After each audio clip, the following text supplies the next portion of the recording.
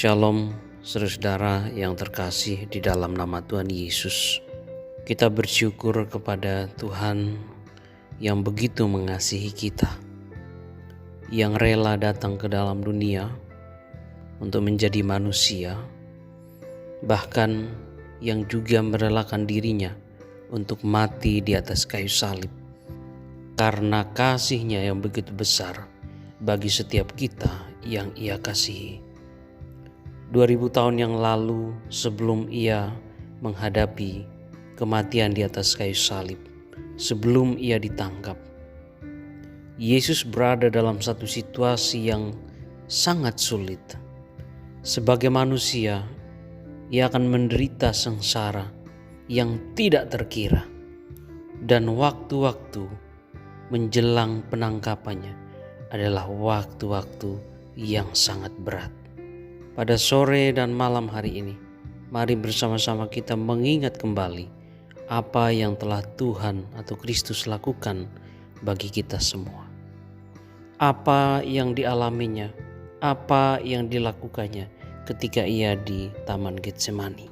Sebagaimana yang dicatat dalam Lukas 22 ayat 39 sampai 46.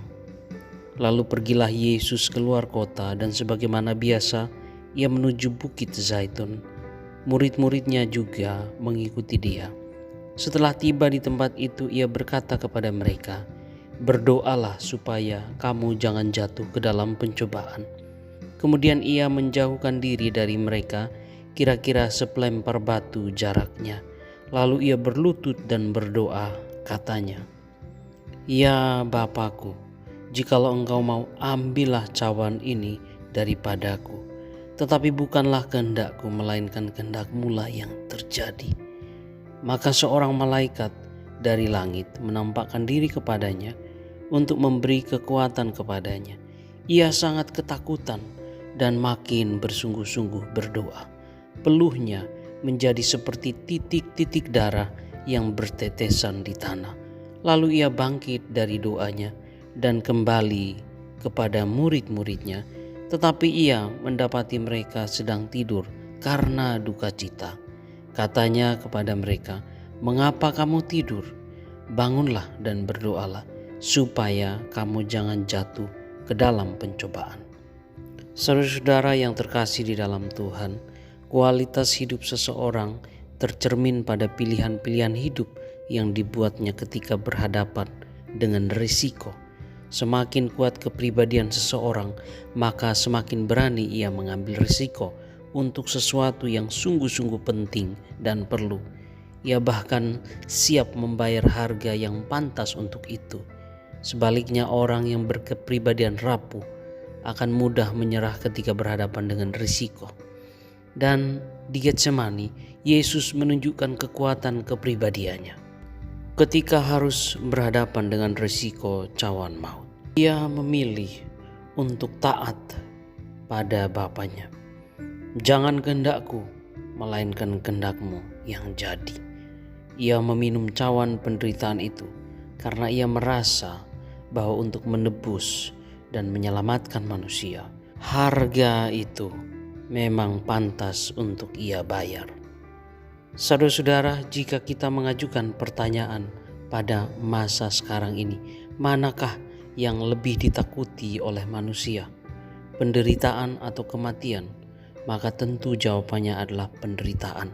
Karena banyak orang pada saat ini justru berani untuk mati karena mereka takut untuk menderita.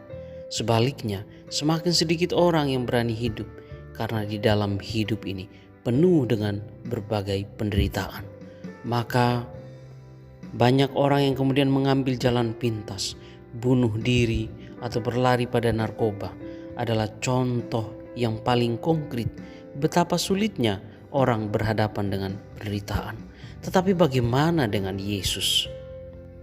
Saudara-saudara, Bukit Zaitun adalah sebuah bukit yang terletak kira-kira 3 km di sebelah timur kota Yerusalem.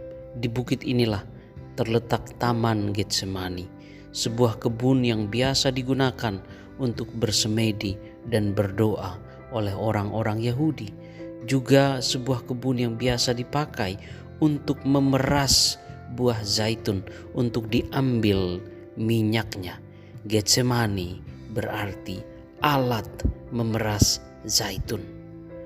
Pohon zaitun adalah pohon yang selalu hijau, sehingga dalam masyarakat Yahudi dipakai sebagai simbol orang benar dan kebijakan yang menyatakan jalan kebenaran. Minyak zaitun menempati fungsi yang sangat-sangat penting dalam kehidupan Israel.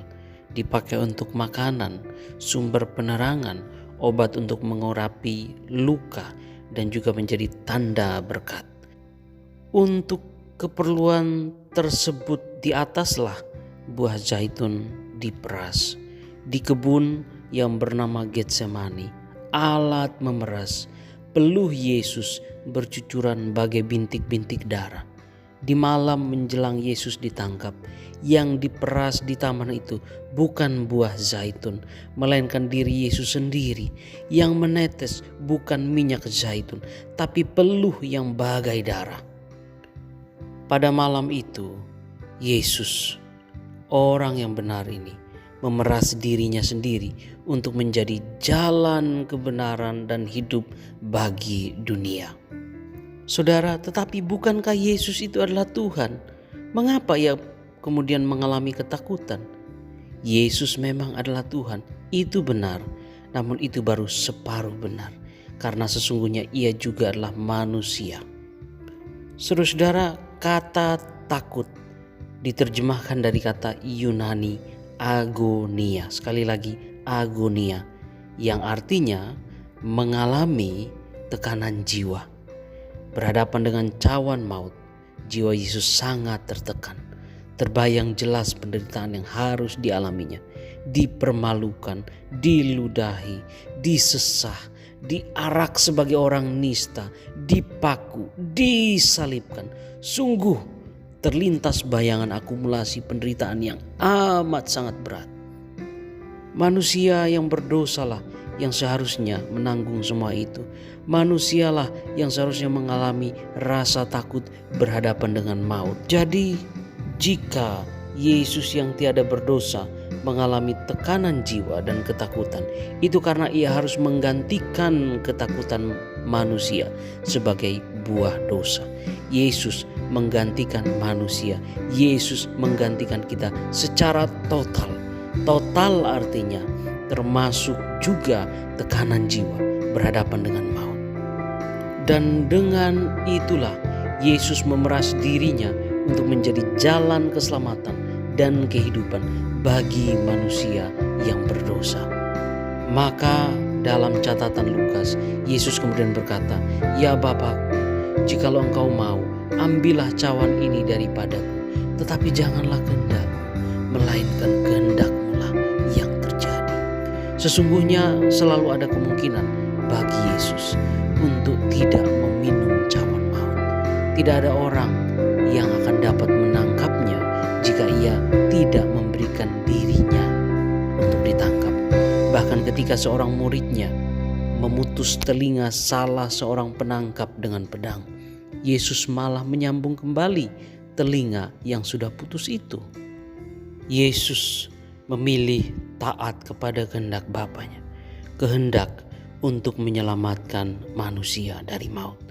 Ia memberi diri diperas hingga melalui darahnya tercurah kehidupan manusia yang terberkati.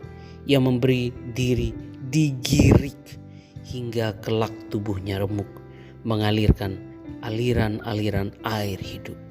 Itulah pilihan Yesus